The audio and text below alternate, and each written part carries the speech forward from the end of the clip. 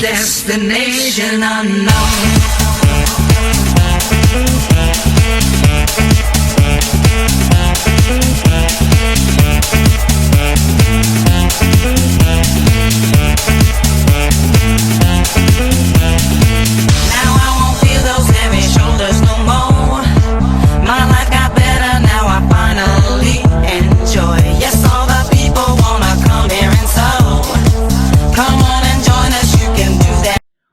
Chavales, ¿qué tal? ¿Qué pasa? ¿Cómo estáis? Bienvenidos a una nueva clase o videoclase de los cursos online Miguel Ángel del Corral, cursos que como sabéis muy bien podéis encontrar en la página web www.miguelangeldelcorral.com, cursos que están especialmente enfocados a la materia o asignatura de lengua castellana y literatura, que son tratar cuestiones sobre lingüística, sobre gramática, y en este caso vamos con otra nueva videoclase de una clase que se adscribe, por así decirlo, al curso de primero de bachillerato. No obstante, puede servir para otros cursos, puede servir para cursos de la ESO, para segundo de bachillerato, incluso para aquellos que os estéis preparando para las pruebas de acceso a la universidad, para mayores de 25 años, para acceso a ciclos formativos de grado superior, o porque simplemente tenéis inquietudes intelectuales y os interesan las cuestiones lingüísticas, gramaticales, o que tengan que ver con el estudio de la lengua. Ya veis que en clases anteriores, a lo mejor las habéis visto, a lo mejor no, porque ya sabéis que las diferentes unidades las podéis ver en el orden en el que queráis. Entonces, a lo mejor esta como unidad 4, unidad 3, pues la veis primero y queréis ver primero este vídeo que el que estaba como unidad 1, como unidad 2 o lo que sea. Está a vuestra elección para que podáis ver los vídeos en el orden en el que queráis, sin necesidad de que primero hayáis visualizado uno para ir al siguiente, porque vuestras necesidades pueden ser las que sean, dependiendo de vuestro profesor, del colegio, del instituto, de la situación en la que os encontréis, ¿de acuerdo? Entonces vamos con ello, vamos ahora a ver las tipologías textuales.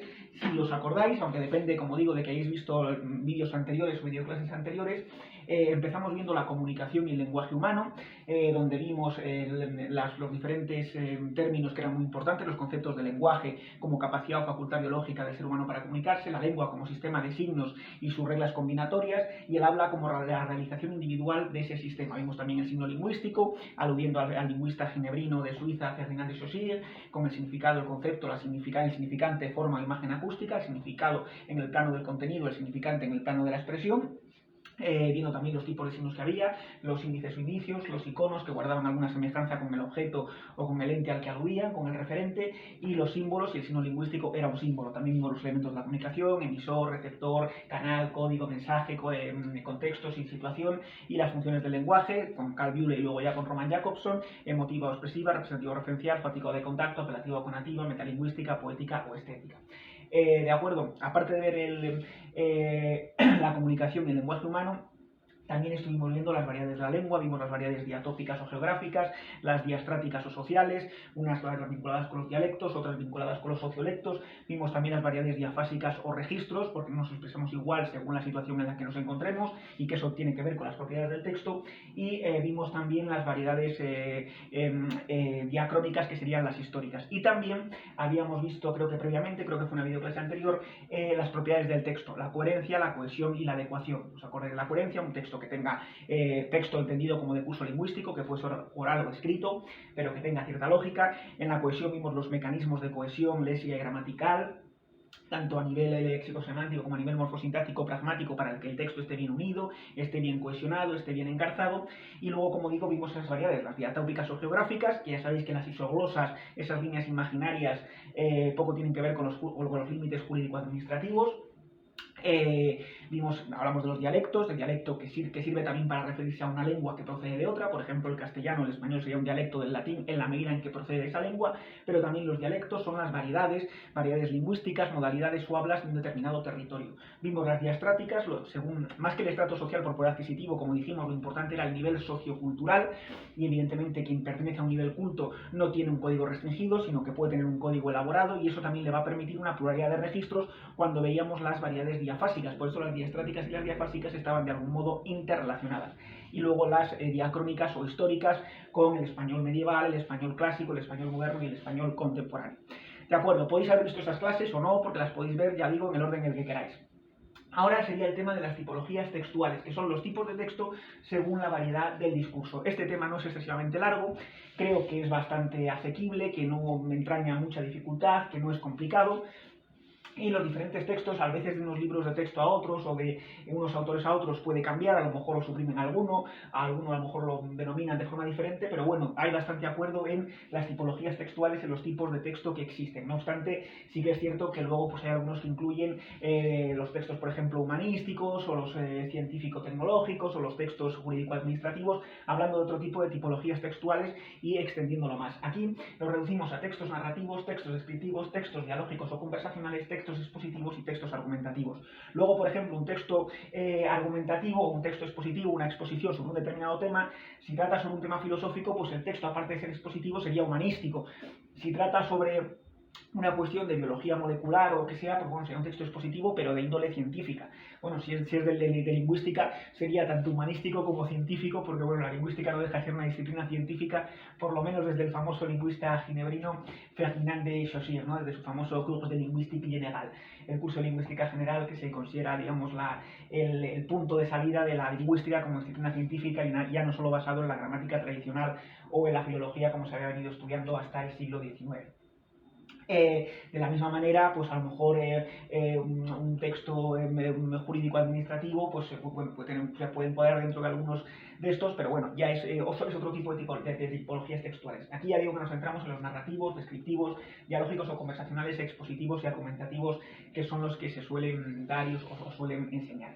Los textos narrativos, la propia palabra lo dice, consiste en narrar, en contar hechos o sucesos, es contar un hecho o suceso. Luego estos textos narrativos pueden ser literarios o no. Dentro de los textos narrativos está la novela, si es extenso, está el cuento, está la leyenda, pero está también el cómic, la historieta, pueden acompañarse de dibujos o lo que sea. En cualquier caso, si yo comento un hecho, comento un suceso, pues yo que sé, un atropello que ha habido en una calle o lo que sea, no dejaría de ser una especie de texto narrativo. Estoy contando un hecho, estoy contando un suceso. Una noticia, aunque luego pertenezca al género periodístico y demás, no deja de ser una especie de texto narrativo. Es más, hay novelas que están basadas en, por ejemplo, noticias o en hechos noticiables. Yo una cuestión que puedo comentar a un amigo o a alguien que me encuentro en el ascensor y comento ese atropello, de ahí puede salir un relato. Podemos formar un cuento de cualquier anécdota que nos haya sucedido. Esta mañana hemos salido del portal de casa, hemos ido por la calle, nos hemos tropezado y de repente nos hemos encontrado con una chica muy guapa. Bueno, pues eso puede servir de argumento para un cuento, para un relato breve, para una novela, para lo que sea. En cualquier caso, un texto narrativo es contar hechos, es narrar sucesos, puede haber más o menos protagonistas, puede estar ambientado en diferentes sitios. Bueno, eso ya entraríamos en el estudio de la narración, que es mucho más extenso, con las diferentes características, por ejemplo el tiempo, los personajes, el espacio, todas las características que tienen que ver con ello, pero en cualquier caso es eso, es narrar o contar hechos que bien pueden ser reales, es decir, algo que me ha sucedido, por ejemplo, pues eso, he salido a la calle, me he tropezado, me he encontrado con una chica muy guapa, hemos acabado tomando café, vale, bueno.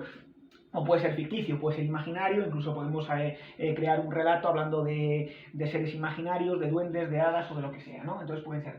Luego, cuando veáis la narración, ya digo que en los materiales que os he subido a la plataforma vais a tener muchos más elementos, incluso vosotros mismos podéis hacer unas labores de investigación e ir buscando cosas, pero sí que os suelen poner los tipos de narrador.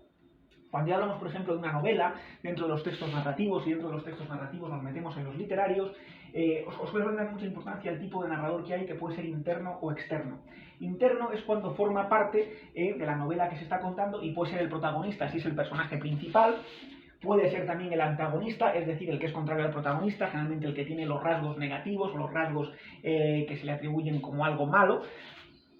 Puede ser un personaje secundario de la trama, es decir, que no sea ni el protagonista ni el antagonista, que sea un personaje secundario que bien apoya a uno o a otro, al protagonista o al antagonista, o incluso puede ser un mero testigo, pero que no es observador externo como en el narrador externo, porque está dentro de la novela, está dentro del texto narrativo, está dentro del texto literario, pero no participa, es decir, no participa en la trama ni como protagonista, ni siquiera como personaje secundario, sino que se limita simplemente a observar de alguna forma como un testigo. Y luego está el narrador externo, que es el que no interviene en la trama, el que no interviene en el texto, está desde fuera, nos lo cuenta, nos lo relata desde fuera, y puede ser un observador externo si simplemente sabe lo mismo que el lector, es decir, no tiene ningún conocimiento más, es decir, lo único que nos cuenta es todo aquello que se puede ver, que se puede, y otra cosa es el omnisciente, que es el narrador que sabe todo, incluso lo que piensan los personajes, sus actitudes, sus comportamientos, omnisciente, es decir, que es como Dios, que lo conoce todo y que lo sabe todo. Entonces sí que tenéis que distinguir muy bien, aparte del narrador interno y el externo, en el externo el que es observador externo, que es como una cámara fotográfica. Lo que nos va contando es lo mismo que sabe el lector, no sabe el pensamiento de los personajes, del protagonista, y el omnisciente que sí, que conoce todo, ¿eh? Entonces esto sí que es importante. Luego ya digo que dentro de la narración, pues bueno, estaría eso, el protagonista, el antagonista, los personajes secundarios, la trama puede haber una unidad de tiempo o estar dividido en varias unidades, pasa como en el teatro. Puede haber un determinado espacio y ocurrir durante, a lo mejor hay textos o incluso novelas que solo transcurren durante un solo día, y otros que sin embargo pues hacen ciertas, los llamados flashbacks, ¿no? Que vuelven hacia atrás, o al contrario vuelven hacia adelante, hacen saltos, bien en el tiempo o lo que sea, hacia atrás o hacia adelante. Pero eso ya sería entrar más en el estudio profundo del texto narrativo, que ya os digo que os he subido cuestiones de este tipo en los materiales que podéis ver en la plataforma. Aquí simplemente para que os hagáis una idea y sepáis diferenciar bien cada uno de los tipos de texto dentro de las tipologías textuales según la variedad del discurso. Los textos descriptivos, la propia palabra lo dice, en los que sirven para describir, es decir, nos cuentan cómo es algo, cómo es alguien, una persona, un animal, un paisaje, un sitio. Si por ejemplo se trata de un sitio, se le suele llamar topografía, de topo, lugar, ¿no? Y grafía, escritura o descripción. Aquí lo he definido, ¿no?, como pintura verbal. La pintura, ¿no?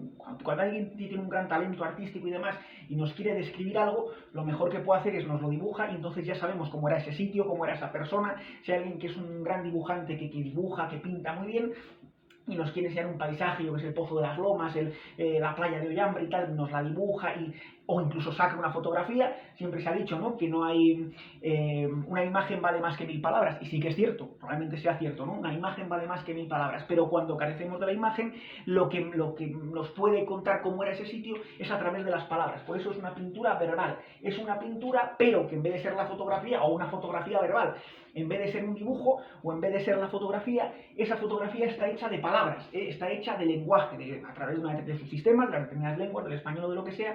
Por eso suele haber mucha adjetivación. Los adjetivos son esenciales en un texto descriptivo. Si es una persona nos dice si es alta, si es guapa, si es corpulenta, si se trata de un paraje, se trata de un lugar, nos dice si es frondoso, si es desértico, si tiene muchos arbustos, si tiene mucha vegetación, si tiene agua, si tiene un río, si tiene mar. Aparte de los sustantivos que se refieren a los entes que puede haber en ese sitio, o las características que puede tener una persona o un animal, depende a lo que se esté describiendo, pero siempre la adjetivación, sí que los adjetivos van a ser muy importantes en cualquier descripción. Textos descriptivos es eso, es una pintura verbal, ¿no? Es una falta de una imagen, pues es hacer esa imagen, hacer esa fotografía con el instrumento y la herramienta más poderosa que tenemos, que es ese instrumento de comunicación que es la lengua, ¿de acuerdo? Y entonces a través del lenguaje nos dicen cómo es algo. Bien puede ser una persona, un animal, un lugar o lo que sea. La descripción puede ser subjetiva u objetiva.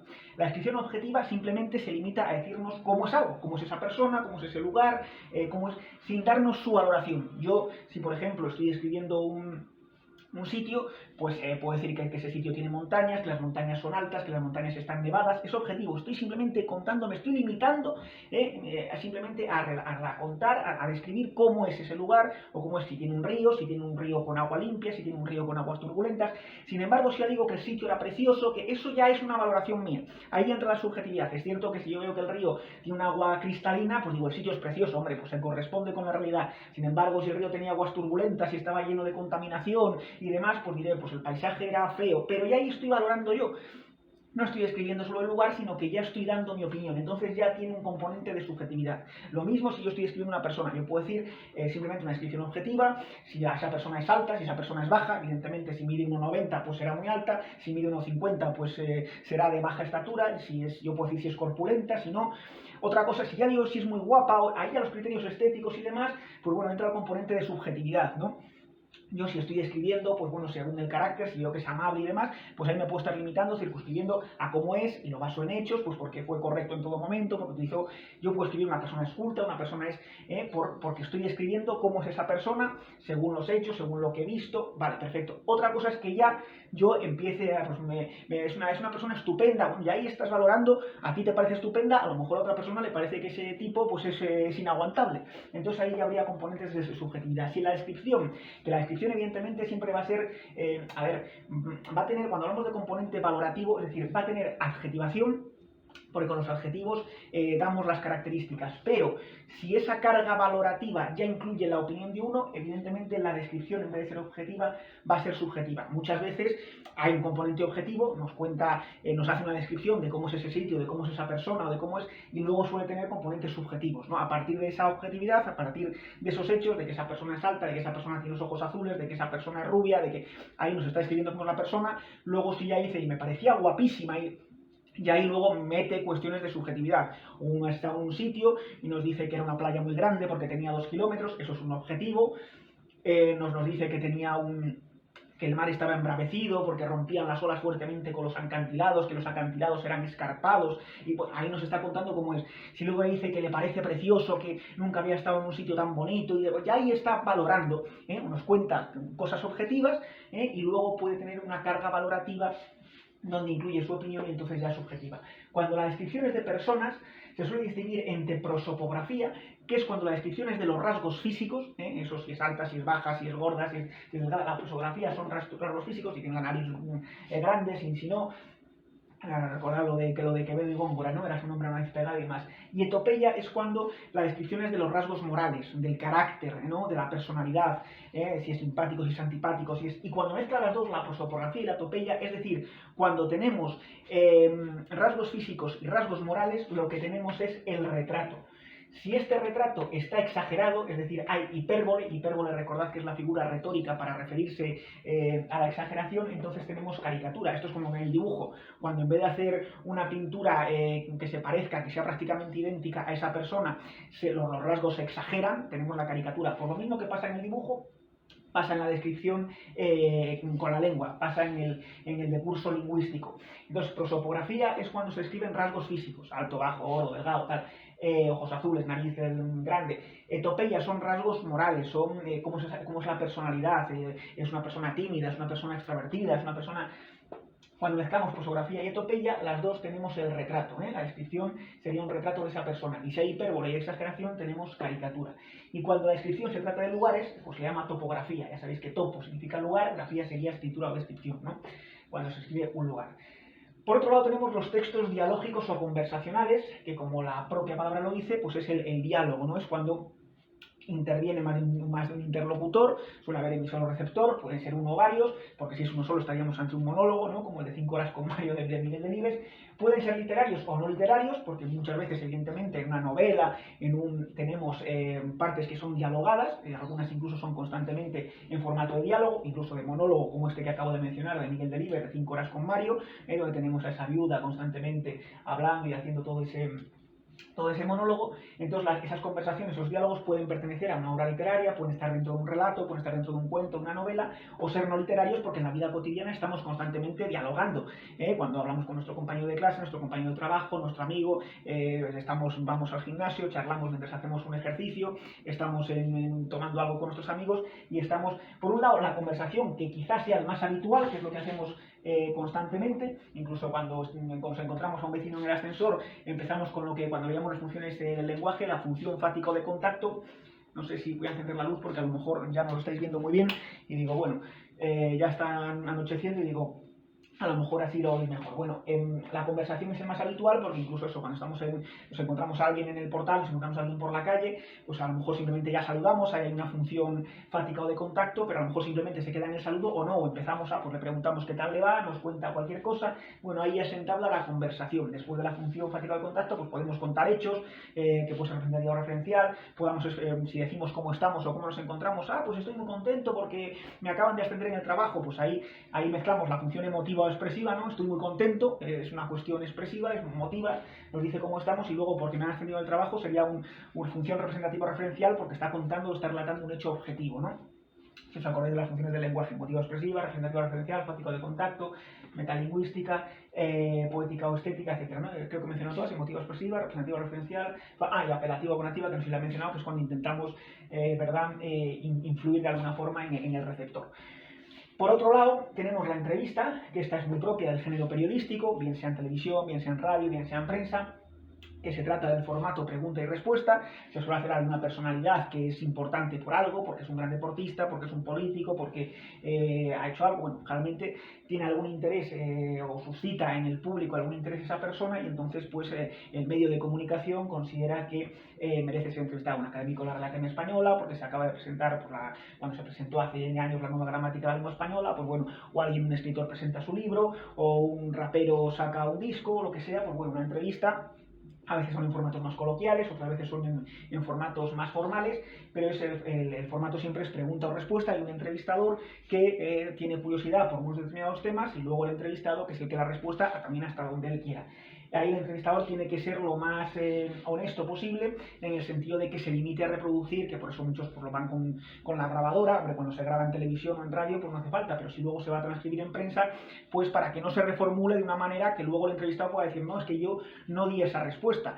Sí que es cierto que luego un periodista de esa entrevista muchas veces saca un titular, muchas veces el titular que saca está extraído de alguna de las respuestas, pero tiene que tener cuidado, porque muchas veces al reformularlo o al decir una forma conviene que sea prácticamente literal, que si va a sacar un titular se corresponda con la literalidad de alguna de las respuestas que ha dado el entrevistado, porque si no el entrevistado se puede sentir molesto. Incluso hay algunos periodistas que no por una cuestión de que el entrevistado quiera censurar lo que ha dicho, porque al fin y al cabo si lo ha dicho, otra cosa es que se arrepienta de la entrevista que ha hecho, o que uno en un momento de calentón pues haya dado una respuesta que no quería dar, pero si la ha dado. Por eso digo que muchos periodistas pues, generalmente van con grabadora para decir, no, es que usted dijo esto, usted me dio esta respuesta. Por eso está no mal visto, pero bueno, el famoso off the record, que se llama, si se permite este extranjerismo, de cosas que muchas veces un entrevistado dice, pero fuera de grabadora, fuera de cámara, fuera de... Entonces los dice, pero claro, ahí ya depende de la honestidad del periodista y de lo que quiera, y luego que no tiene la prueba de decir, este entrevistado me ha dicho esto o no me lo ha dicho.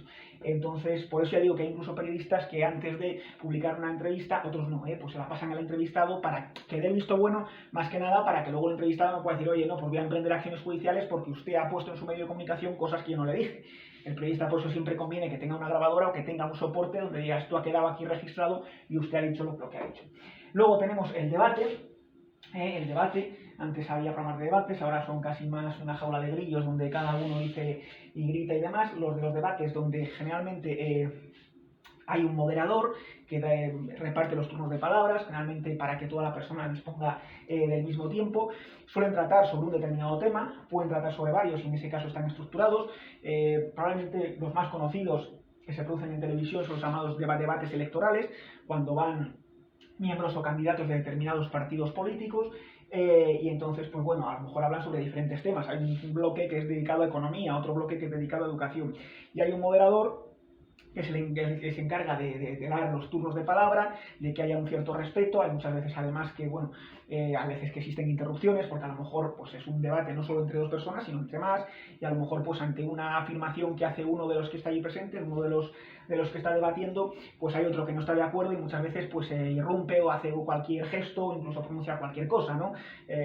Ahora recordaréis, por ejemplo, cuando, no sé si estaba Pablo Iglesias y Soraya Sáenz de Santa María y no sé qué, y Soraya dijo aquello de paga, monedero, paga, o no sé qué, porque Pablo Iglesias había mencionado algo sobre Bárcenas, ¿no? De Luis sé fuerte, ¿no? De un SMS que había recibido el entonces, que había sido tesorero del PP, Luis Bárcenas, pues al parecer había recibido un SMS de Mariano Rajoy de Luis sé fuerte cuando iba a entrar en la cárcel, no sé qué, y entonces pues Pablo Iglesias dijo eso en Luis sé fuerte en pleno debate, y entonces Soraya, pues también hablando de una cierta corruptela, no sé si sabe monedero, pues dijo monedero paga.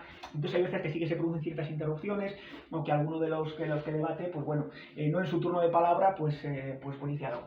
Los debates es generalmente para confrontar ideas, suele ser gente que con opiniones opuestas, otras veces no, pueden estar de acuerdo en algunos temas, pero en cualquier caso, sobre el tema que se trate, intentan exponer sus planteamientos y debatir sobre ellos. La tertulia no suele tener ese carácter tan antagonista. La tertulia, más que moderador, sí que es cierto que a veces tiene más muchas veces a lo mejor algún presentador, pero no es el mismo formato de debate. La tertulia es más casi como una conversación. La tertulia suele componerse de más, el debate a veces solo es entre dos, aparte del moderador, también puede ser entre más, el debate puede ser múltiple, pues un debate a 5, a 10 o lo que sea. En la tertulia, pues bueno, ya digo que muchas veces a lo mejor no hay ni siquiera moderador y es lo que muchas veces vemos en muchos de estos programas. A veces son de cuestión de lo llamada prensa rosa, otras veces son de temática política. Sí que es cierto que muchas veces también hay un presentador que hace un poco de moderador, pero en cualquier caso es cuando se habla, por ejemplo, de la palabra tertuliano, ¿no? Donde ciertas personas, a veces son periodistas, otras veces no lo son, pues bueno, hablan sobre un determinado tema, algunos son periodistas y tienen supuestas fuentes y entonces pues dan ciertas informaciones y a partir de ellas pues hablan o debaten sobre ello, a veces sobre temas más banales, a veces sobre temas más importantes, a veces pues a lo mejor si es un programa de estos llamado Rosas o de Crónica del Corazón o de Rosas, pues yo que sé, que se ha casado tal persona o que el hijo de una tonadillera ha hecho tal cosa y entonces pues hay unos tertulianos que comentan esas cosas, que tratan sobre temática política, pues yo que sé, sobre la energía nuclear o sobre una nueva ley que han sacado, sobre la ley de educación, la nueva ley que hay, pues unos están de acuerdo, otros están en desacuerdo. Sí que es cierto que hay programas televisivos o de radio y demás que son más plurales que otros, entonces pues hay miembros, vamos, tertulianos de ideas muy diferentes y entonces hay más confrontación y otras veces pues prácticamente es más sectario ese programa y todos pues más o menos piensan lo mismo y entonces pues bueno, es menos interesante o suscita menos interés porque bueno, pues van todos a una, ¿no? Eso en cuanto a pero en cualquier caso son textos dialógicos o conversacionales con las características propias de esto. Esto generalmente el diálogo puede ser oral o escrito, por ejemplo en los literarios vemos que en una novela o en un relato, en un cuento podemos tener, y nos aparece, ¿no?, con las famosas rayas cuando interviene cada uno de los personajes. Y las conversaciones se pueden reproducir por escrito, incluso la entrevista, cuando nosotros vemos una entrevista, aunque en un primer momento haya podido ser oral, otras veces escrita. Hay veces que un periodista envía por correo electrónico las preguntas para que las responda el entrevistado, otras veces no, le hace la entrevista oralmente, queda con él en un determinado sitio, pero luego la reproduce por escrito y entonces ya el lector la lee escrita. Entonces el formato, aunque hablemos de conversación o diálogo, el diálogo puede ser oral o puede ser escrito. Sí que es cierto que mayoritariamente suele ser oral. Y las conversaciones realmente siempre habían sido eminentemente orales. No obstante, lo que hablábamos también cuando comentábamos otros temas en clases o videoclases anteriores, ahora con esto de las redes sociales, pues muchas veces entre lo oral y lo escrito mantenemos muchas veces una conversación y la podemos mantener ya incluso cuando ocurría con el famoso Messenger que desapareció, pero por redes sociales de chat o incluso por WhatsApp. En el famoso WhatsApp muchas veces lo que hacemos es conversar, estamos hablando incluso en un grupo de chat, podemos mantener incluso una tertulia y es escrito, es un formato escrito. Incluso hay uno que incluso por WhatsApp puede hacerle una entrevista a otra persona, no puede quedar con ella, tiene que presentar un trabajo y a lo mejor hay uno que quiere presentar un trabajo sobre cuestiones lingüísticas y logra quedar con un catedrático de lingüística general y demás. Y, oye, ¿te puedo hacer una entrevista? Pues a lo mejor le envía por correo electrónico, con lo cual sería de forma escrita, o le dice, oye, te la puedo hacer por WhatsApp, si me das tu número, te hago unas preguntas y me puedes contestar estas cuestiones. Y entonces es por escrito, con lo cual, sobre todo lo que decíamos, ahora ya los límites son más difusos, son más borrosos entre lo oral y lo escrito. Cada vez vemos más rasgos de la oralidad en lo escrito. Prueba de ello son los WhatsApp. Cuando nosotros escribimos en WhatsApp, muchas veces utilizamos coloquialismos. Nos escribe alguien por WhatsApp, ¿qué tal, tío? Pues nada, aquí estoy, macho. Utilizamos constantemente coloquialismos en textos escritos que antes prácticamente el coloquialismo estaba muy vedado, salvo que en una obra literaria se quisiese representar el lenguaje o la jerga juvenil o términos coloquiales. Antes prácticamente el ámbito escrito era muy formal. Ahora vemos cada vez mayor informalidad, rasgos propios del nivel informal en textos escritos. En correos electrónicos quizá menos, pero sobre todo a través del WhatsApp o a través de las diferentes redes sociales, pues lo vemos mucho. Con lo cual, el texto dialógico conversacional puede ser tanto oral como escrito. De hecho, conversamos constantemente y a veces, pues hombre, en el WhatsApp si ponemos un audio está siendo oral, pero si lo escribimos porque resulta que, yo que sé, no podemos poner el audio porque hay más gente o lo que sea, pues lo estamos haciendo de forma escrita y no dejamos de estar conversando o dialogando. Y prueba de ello es que cada vez hay más rasgos de oralidad en el ámbito escrito, por eso, por las nuevas tecnologías. Y eso ya es otro debate, que ya lo comentamos un poco, o hicimos alusión a ello en una videoclase, en una clase anterior. Y luego tenemos textos expositivos y argumentativos, que son distintos, pero que muchas veces están interrelacionados. Textos expositivos y argumentativos. De hecho, muchas veces, cuando por ejemplo ponían hasta el momento, veremos si cambia o no, en la RAW de Castilla y León, aparte del análisis sintáctico, análisis morfológico y la literatura, en lo que era el comentario de texto, que había que hacer un resumen, tema, tesis, argumentos, mecanismos de cohesión y opinión personal, siempre ponían un texto periodístico de género de opinión, una columna o un editorial. Y solía ser un texto expositivo argumentativo. Argumentativo, porque el autor o el editorial, el periódico, lo que sea, quiere dar sus argumentos, opina sobre un determinado tema y quiere convencer o persuadir de su planteamiento, pero muchas veces antes de dar esos argumentos, antes de exponer su opinión sobre un tema, expone el tema sobre el que va a opinar, bien sea a favor o bien sea en contra. Entonces, a lo mejor si va a hablar de que está en contra o a favor de la ley del aborto, o en contra a favor de las reformas educativas, o en contra a favor de la energía nuclear, primero expone el tema, se están cerrando centrales térmicas o centrales nucleares y tal, y esto creemos que, o lo que sea, sobre la ley, tal, de esta cuestión que ha salido, o sobre que el español esté perseguido en Cataluña, primero exponen el tema y luego lo argumentan. Por eso, por ejemplo, los textos periodísticos, de género periodístico, que son de opinión, suelen ser textos expositivo-argumentativos. Por un lado, exponen un determinado tema y luego argumentan. No obstante, hay textos que solo son expositivos, donde no se da una opinión. Hay veces que el propio autor la acaba dando, incluso aunque sea un texto científico. A lo mejor hay un lingüista que tiene una finalidad pedagógica, entonces expone, pues por ejemplo, en el funcionalismo, pues expone que el sujeto es un complemento argumental más del verbo, como el complemento directo, el complemento indirecto. Entonces él está exponiendo y lo basa en que pues está subordinado, y de hecho cuando hablamos de la subordinada sustantiva del sujeto, hablamos de subordinadas a qué, al verbo. Bueno, él expone sus motivos, muchas veces también argumenta, con lo cual, ya digo que muchas veces ahí están mezclados expositivo-argumentativos. Este tiene una finalidad pedagógica, hay una función representativo-referencial, porque suelen basarse siempre en cuestiones objetivas, tienen un rigor científico. Los textos expositivos muchas veces son ensayos, pueden ser ensayos humanísticos, científicos, pero sí que es cierto que a veces el autor, si se posiciona de una determinada corriente, eso ocurre mucho tanto en filosofía, en lingüística, si uno es más generativista o es más funcionalista, pues luego tiene una parte argumentativa, aunque sea muy expositiva y sea muy científica, pues muchas veces hay una divergencia de opiniones, excepto en aquellas cosas que no puedan estar sujetas a discusión, es decir, ningún lingüista puede poner en duda que el sujeto es el sintagma nominal que concuerda número y persona con el verbo. Ningún lingüista puede negar eso, igual que ningún matemático puede negar que 2 y 2 son 4. Pero con independencia de eso, sobre un determinado tema, ¿no? O ningún historiador puede negar ¿no? que la Guerra Civil Española se produjo entre los años 1936 y 1939. Otra cosa es que a lo mejor un historiador pues diga que las causas que llevaron a la Guerra Civil fueron estas y estas. Y otro de una ideología diferente pues diga que no fueron tanto esas causas como otras. Entonces, tiene una labor expositiva, lo puede basar en hechos, pero luego también puede argumentar en su lado u otro. Entonces, muchas veces dentro de la objetividad a veces meten ciertas cuñas que son de carácter subjetivo, y de ahí la interrelación en el texto expositivo argumentativo. ¿Son textos distintos? Sí. ¿Son tipologías textuales diferentes? Sí, pero pueden estar interlazadas y de hecho muchas veces lo están, ¿de acuerdo? Entonces el texto expositivo tiene una finalidad pedagógica, de enseñar algo, por eso predomina la función representativa referencial, es decir, que cuente hechos objetivos, por eso sea un tratado científico, sea un tratado humanístico, sea una cuestión de filosofía, de lingüística, de matemática, aquí generalmente pues aporta datos objetivos, hechos irrefutables, en los que intenta explicar cualquier cosa, ¿no?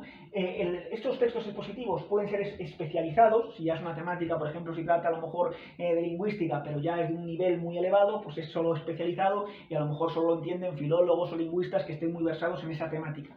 Y sobre todo además si utilizan una terminología que algunos dicen, pues yo esto cuando me están hablando de esta característica o demás, pues ya me pierdo, pues porque no llego, me hablan de la diátesis del español, que a lo mejor diátesis es lo mismo que voz, pero no, ¿sabes? O de estas cuestiones, y ya me pierdo un poco. Mientras que si es divulgativo, está más hacia el gran público. Entonces, incluso aunque sea algo científico y muy riguroso, pues emplean un lenguaje más sencillo para acercarse. Yo lo he intentado en el ámbito de la lingüística, el ser más divulgativo, es decir, que esos textos especializados, que muchas veces solo entienden los lingüistas o los gramáticos, acercarlos al gran público, al profesor de enseñanza media, al profesor que está dando clases en la ESO, en bachillerato, incluso a los propios alumnos. A un alumno, si le metes terminología muy complicada, o intentar ir enseñándosela. Cuando a lo mejor te hablan del mecanismo de la transposición, que a mí me parece muy interesante dentro de la lingüística funcional, pues decirles cómo funciona, pues ser divulgativo, es decir, acercarlo al gran público y hacerlo incluso a veces hasta de una forma coloquial para que temas que a lo mejor son elevados, eso nos ha ocurrido también en el ámbito de la ciencia o en el ámbito de, pues hay cuestiones que son muy complicadas, entonces que si no las trituras o no las machacas o no las haces asequibles, no las haces sencillas al gran público pues es muy difícil que le lleguen o que llegue a entenderlas o comprenderlas. Generalmente estos textos expositivos, al igual que un cuento, un relato, una historia, suele tener su introducción, nudo y desenlace. Os acordaréis de las partes de la historia del cuento que eran introducción, nudo y desenlace. Pues en los textos expositivos igual, generalmente una introducción, un desarrollo y una conclusión. Se va a exponer un determinado tema, por lo que sea el mecanismo de la transposición, pues hay una introducción donde se habla un poco de los elementos gramaticales y demás. Luego el desarrollo, donde dicen qué consiste, y luego la conclusión a la que llega. Pero yo os digo que a veces el expositivo, como el autor puede tener muchas veces un autor, un científico, un lingüista, lo que sea, tiene su propia escuela metodológica, tiene su propio paradigma, tiene sus propias influencias, ha leído a ciertos autores, se siente adscrito a una determinada corriente, sea lingüística, sea literaria, sea... Entonces, bueno, hay cosas que no se pueden poner en duda, como he dicho antes lo del sujeto, el sujeto se le concuerda el número y persona con el verbo, o no hay nadie que pueda negar que 2 y 2 son 4, es decir, hay cosas que son irrefutables, pero luego dentro de, por ejemplo, se pueden adoptar distintas perspectivas o distintos enfoques a la hora de tratar un tema, sea un tema lingüístico, sea un tema histórico. Eso muchas veces luego lleva a que haya discusiones a veces fuertes, porque dicen que, bueno, sobre un hecho histórico, pues a veces uno adopta posiciones divergentes, pero porque también hay un componente ideológico o lo que sea, ¿no? El texto argumentativo, sin embargo, lo que quiere es suscitar adhesión del receptor, es decir, del que va dirigido, del lector o del que le esté escuchando, a la tesis del emisor, es decir, del que produce ese mensaje, del que produce ese texto. ¿Cuál es la finalidad última del texto argumentativo? Persuadir, convencer. Es decir, no solo expone el hecho, sino que intenta que la persona que lo lee o que lo escucha, o en definitiva la que lo recibe, el receptor, esté de acuerdo con lo que dice. Entonces va a tener, esto ya no solo va a ser una función representativa referencial, sino que va a tener también mucho de función apelativa o conativa, de intentar influir en el receptor, en el lector, en el oyente. Hay una subjetividad, opinión, se intenta la defensa del planteamiento, ¿sabes? Es decir, no solo se expone un planteamiento, sino que se intenta la defensa. Por eso hay mucho texto expositivo que expone el determinado planteamiento, pues yo creo que esto es de esta manera, pero luego acaba siendo argumentativo porque muchas veces pues sí que intenta un poco arrimar el ascua a su sardina, es decir, que el lector pues comparta, ¿no?, el mismo criterio. Luego el lector o el oyente puede compartirlo o no. Por eso digo, ocurre también en los textos que había que analizar, y que digo yo que se podrá seguir analizando si no se carga en la educación, de la EBAU en Castilla y León, que eran textos periodísticos de género opinión y eran columnas o editoriales. Pues muchas veces se exponía algo, se exponía un hecho que hubiera sucedido, una ley que se hubiera aprobado, lo que fuera, ¿no? Pues te exponía algo, o lo que sea, las muertes por violencia doméstica, o las muertes en las carreteras, que te ponían te contaban un hecho, ahí estaba exponiendo, y ahí había una objetividad, una función representativa referencial. Si es cierto que mueren 400 personas al año en las carreteras comarcales, pues eso, si está ahí, está la estadística y están los hechos, pues es una función representativa referencial, es un hecho objetivo, finalidad pedagógica, bueno, simplemente está ahí exponiendo el hecho, pero luego ya que quiere argumentar, pues hay que poner más multas, o hay que ser más coercitivos, hay que coaccionar más a los conductores, hay que hacer más campañas de concienciación. Luego ya intentará argumentar lo que crea que hay que hacer. Lo mismo cuando a lo mejor, eso ya digo, un científico, un académico nos hace un texto expositivo sobre un determinado planteamiento, o un historiador, lo que sea, pero luego muchas veces no solo se conforma con exponer, hay otros que sí, hay a veces un científico tal que simplemente plantea con finalidad pedagógica esto, lo basa en hechos y no da su opinión, ni dice por qué le parece esto mejor que no. Pero otras veces, y ocurre mucho en lingüística o en gramática, porque hay mucha divergencia de opiniones entre unos gramáticos y otros, entre generativistas, cognitivistas, funcionalistas y demás.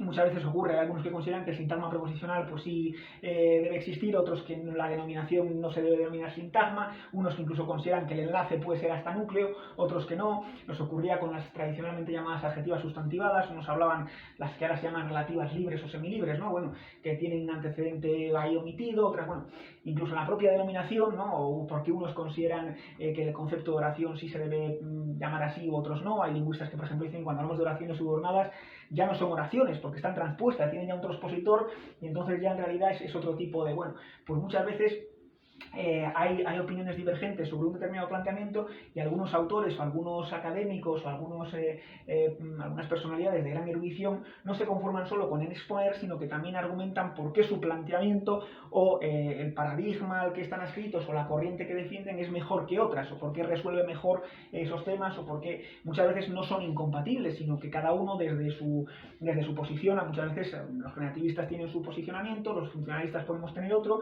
y son más que estar opuestos, a veces sí que ha habido unas luchas bastante fuertes, sobre todo en el pasado, pero simplemente es que a lo mejor pues, nosotros vemos más la lengua como un instrumento de comunicación, como una herramienta de comunicación, otros a lo mejor tienen una visión más formalista, más matemática del lenguaje. No son visiones incompatibles, sino que los enfoques se ve la lengua desde distintos prismas, pero hay perfecta compatibilidad entre unos y otros. Pero muchas veces uno quiere arrimarse a, oye, me parece que esta corriente es mejor porque sirve para enseñar la lengua en uso, en el nivel comunicativo, y por tanto tiene una mayor utilidad, y bueno, pues siempre uno que siente pasión por aquello que pues lo defiende. A nivel ideológico pasa igual, uno a lo mejor, un historiador, tiene que ser lo más objetivo posible, lo que no puede hacer, sobre todo, por ejemplo, en el caso de la historia, ¿no? Un historiador lo que no puede es falsear datos, no debería, ¿no?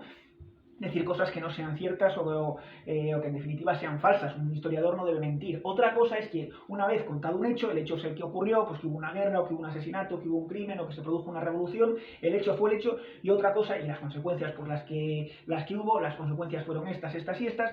Luego otra cosa es que a partir de ahí la conclusión que puede sacar un historiador sea distinta a la de otra y le lleve a defender planteamientos distintos de si esa revolución estuvo justificada o no, de si ese golpe de estado era irremediable o fue un auténtico despropósito. Luego ya cada uno, y entonces ahí ya no solo está exponiendo un hecho o el suceso, la guerra, la revolución, el golpe de estado, sino que ya está argumentando, y por eso muchas veces están interrelacionados. Son distintos, sí, el expositivo y el argumentativo, pero ya veis que muchas veces están interrelacionados, ¿de acuerdo? Y esas son las tipologías textuales. No lo quiero hacer más extenso para que el vídeo no sea excesivamente largo y os cueste asumirlo y digáis, joder, que esto va a ser muy extenso, cualquiera lo ve. Entonces ya sabéis, textos narrativos, narrar, contar hechos, sucesos, el tipo de narrador porque suele ser lo más importante, aunque también ya sabéis que está lo del espacio, el tiempo y más cosas, un interno, externo, el interno que puede ser protagonista, antagonista, secundario, testigo, externo, observador externo, como una cámara fotográfica, no tiene más conocimiento que la de los propios personajes de la historia, y el omnisciente que sí, que es como Dios y lo sabe todo, incluso lo que piensan los personajes y demás. La descripción, pintura verbal. Una imagen vale más que 1000 palabras, pero si no tenemos imagen, pues hay que intentar con esas palabras hacer una fotografía, fotografiar, dibujar con palabras. Por eso es una pintura verbal. Objetiva, si simplemente se limita a decirnos cómo es una persona, un animal, un paisaje, un sitio, lo que sea. Subjetiva cuando ya introduce una carga valorativa dando su opinión.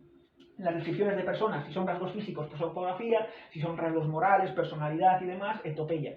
Prosopografía más etopeya, tenemos el retrato.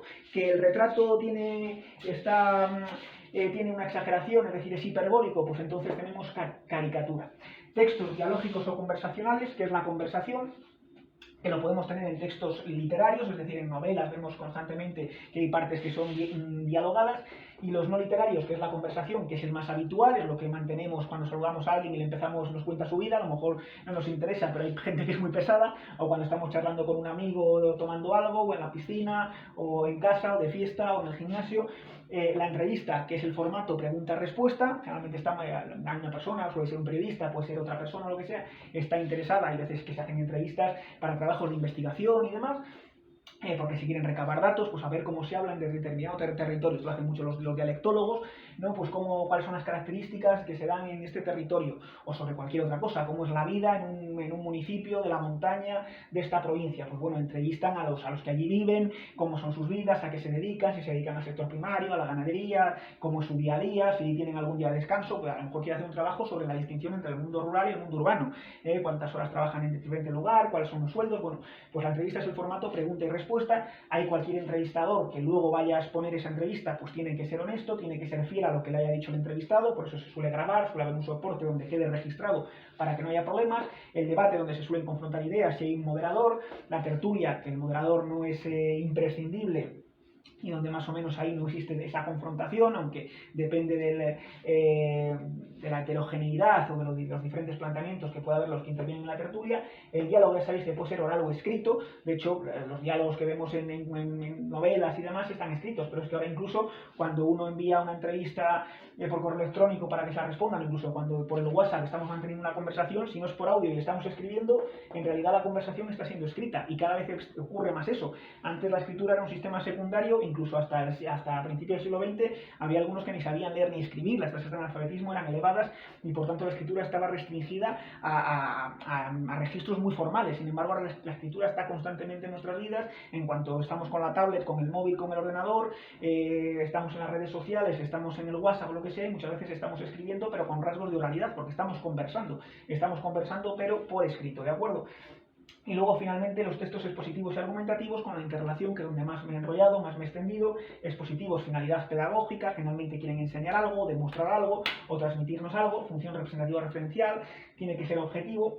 Son explicativos, nos explican algo. Divulgativos, si están destinados al gran público. Especializados, si ya utilizan una jerga, una terminología más específica que solo los entendidos de esa temática, de esa materia, pueden entender. Y al igual que ocurre con los cuentos, con las novelas que tienen su introducción y un desenlace, pues también los textos expositivos suelen tener una introducción donde se nos introducen el tema que vaya a tratar, por lo que sea la transposición sintáctica, las cuestiones de la biología molecular, lo que sea, el desarrollo donde nos cuenta el tema y la conclusión a la que llega.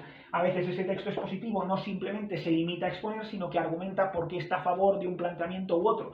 Aunque sea un texto científico o lo que sea, pues puede, cuando hay cierta divergencia y no es una cuestión formal de que 2 y 2 son 4, o que el sujeto lo concuerda en una persona con el verbo y que es irrefutable, pues hay otros temas que están abiertos a debate, que distan de estar resueltos y por tanto pues hay opiniones divergentes y la persona que expone ese tema no solo lo expone, sino que a veces argumenta y entonces de por qué está a favor de una corriente u otra, de un planteamiento u otro, y entonces ya estamos en el texto argumentativo. Y luego el texto argumentativo, que ya sí quiere suscitar la adhesión, es decir, poner de su parte al receptor, al que lo escucha, al que lo lee, a la tesis del emisor, es decir, del que lo hace. Quiere persuadir, quiere convencer. Aquí ya no tenemos solo función representativa o referencial, se puede apoyar en ella, se puede apoyar en esos objetivos, pero sobre todo lo que es función apelativa, conativa, quiere influir en el receptor, en el lector, en el oyente.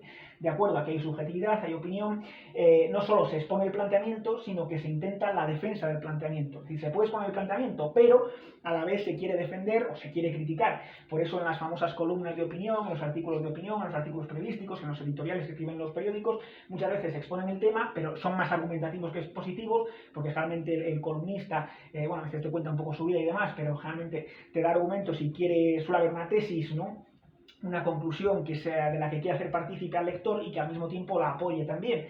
Pero como suelen exponer un determinado tema, pues existe esa mezcla de texto expositivo argumentativo. Por eso esos textos periodísticos de género de opinión que se ponían en la EBAU de Castilla y León y que esperemos se puedan seguir poniendo, salvo que se quieran cargar todo con la LOMLOE y con estas nuevas leyes educativas, pues solían tener rasgos tanto de expositivo como argumentativo y se les calificaba como textos expositivo argumentativos. Son tipologías textuales diferentes, sí, pero muchas veces están interrelacionadas, como lo habéis visto, y espero que os haya quedado lo suficientemente claro.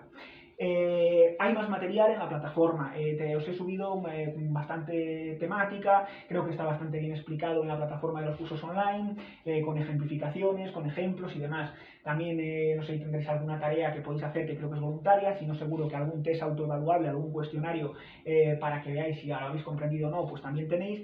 Y en cualquier caso, como siempre, si no, para cualquier duda, cualquier cosa que no os haya quedado clara, pues sabéis que me tenéis a vuestra entera disposición, tanto en la página web www.miguelangeldelcorral.com, como en la propia plataforma de los cursos online, evidentemente, como en el correo electrónico miancor1@yahoo.es, obviamente para todos aquellos que estéis suscritos al curso.